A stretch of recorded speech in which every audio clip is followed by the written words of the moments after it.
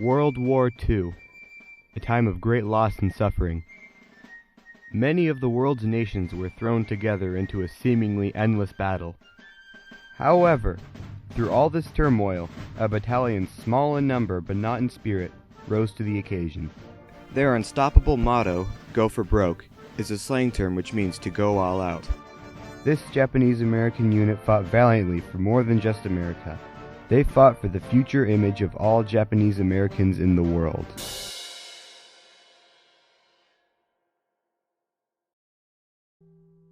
The 442nd Regimental Combat Team that fought in World War II was highly renowned by many for their large success and their countless awards and honors. When a conflict arose between the United States and Japan after the Japanese bombed Pearl Harbor, the government forced all Japanese Americans into internment camps and classified them as illegal aliens. We knew that some among them were potentially dangerous. Most were loyal. But no one knew what would happen among this concentrated population if Japanese forces should try to invade our shores. Military authorities therefore determined that all of them, citizens and aliens alike, would have to move. This was done because they were seen as untrustworthy and also because they had a relation to Japan. A compromise was later made to create a special battalion in the U.S. Army for Japanese Americans to enlist in. That battalion was the 442nd Regimental Combat Team.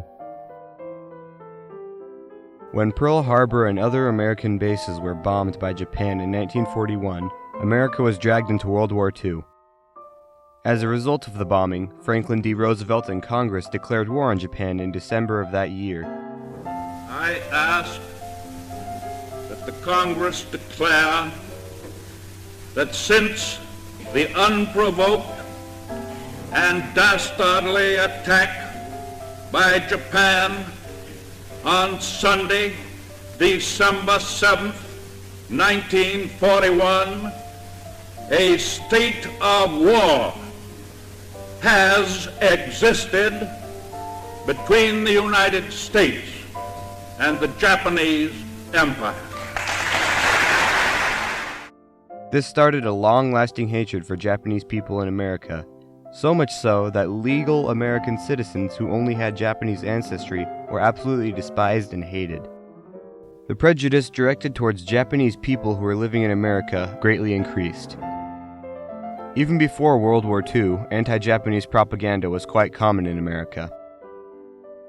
Japanese Americans were soon being moved into camps where they were stripped of nearly all their rights and privileges, mostly because of suspicion and how they were seen by society. Euphemisms like the terms evacuated and relocation centers were used instead of forcefully removed and internment camps by the government to try and justify the way Japanese Americans were being treated. Although their future didn't look bright, not all was lost. Countless young Japanese men of the Nisei generation had a great ambition to fight against the Axis powers, but they weren't able to pursue these goals because of their confinement to the camps. Nisei are people born of Japanese immigrants in America. After about a year, the positive training record of the 100th Infantry Battalion and the need for more troops in the ongoing war was enough to convince the government to make a compromise and allow Japanese Americans to serve in a battalion. This battalion was part of the 442nd Regimental Combat Team and was specially set aside for Japanese Americans to fight in. Many Japanese American men volunteered to join, despite how they were viewed by the public eye. The forests of the Vosges Mountains in France were not always a place of peace and tranquility. A particular soldier's account of one of the battles that was fought here is that of Fred Shiosaki.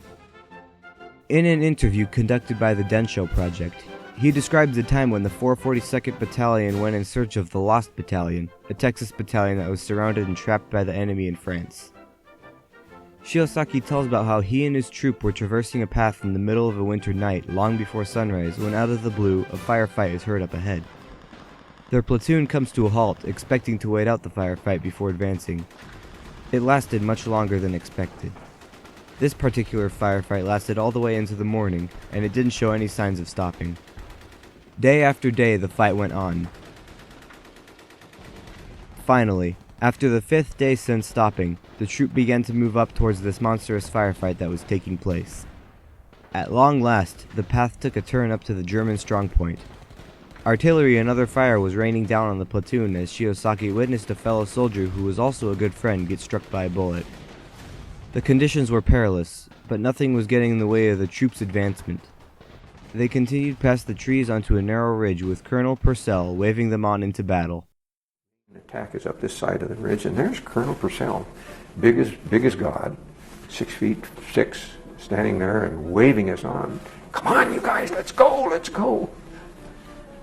And I'm sure that finally just did it. Everybody just moved. And all suddenly, in combat, you know the battle is over when the firearm stops, and it just quit. It just whomp. And it was quiet. And all you heard then was artillery fire off in the distance, and oh my God, it's done. The battle was done, just like that. Shiosaki doesn't even know himself exactly what happened. What is known for sure is that the Texas Battalion was brought back successfully and they soon resumed their regular duties. The 442nd made a massive decision when choosing to press forward and give it their all to try and save this Texas Battalion and give each member a second chance at life. Around 800 souls from the 442nd were lost in this campaign, but it wasn't all for naught. The men of this battalion were awarded some of the highest honors that can be given for their acts of bravery. Such acts touched the hearts of numerous people. One man in specific who is eternally grateful for the 442nd is Anthony Agnoni from Redondo Beach in California.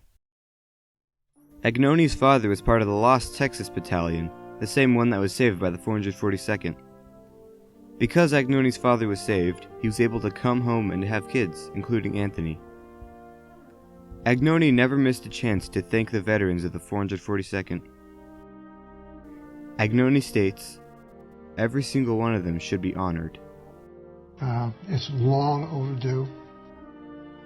The 442nd Regiment received more than 18,000 awards, including 9,500 Purple Hearts, 52,000 Bronze Star Medals, 588 Silver Stars, 52 Distinguished Service Crosses, 7 Distinguished Unit Citations, and 21 Congressional Medals of Honor.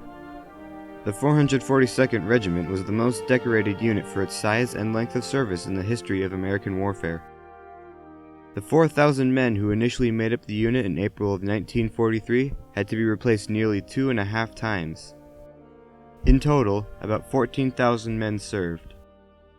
Though this combat record was astonishingly high, the unit had also suffered many deaths. Their casualty rate was about 93%. Many of the soldiers who were taken out of action because of an injury or illness escaped hospitals to return and continue fighting to finish what they started. The battalion's prestige was acknowledged by countless American citizens, as well as the President of the United States at the time, Harry Truman. These soldiers' success continued with them even after the war. These veterans earned even more prestige when attending colleges like the University of Hawaii and other professional schools. Many of them earned degrees in science, law, business, medicine, engineering, and more, and started families.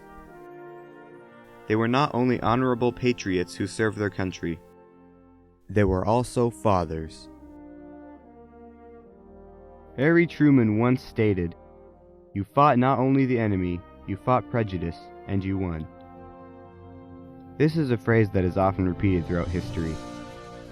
The passion, talent, and determination the young men of the 442nd showed in the battlefield as well as at home proved to America that Japanese Americans are people too.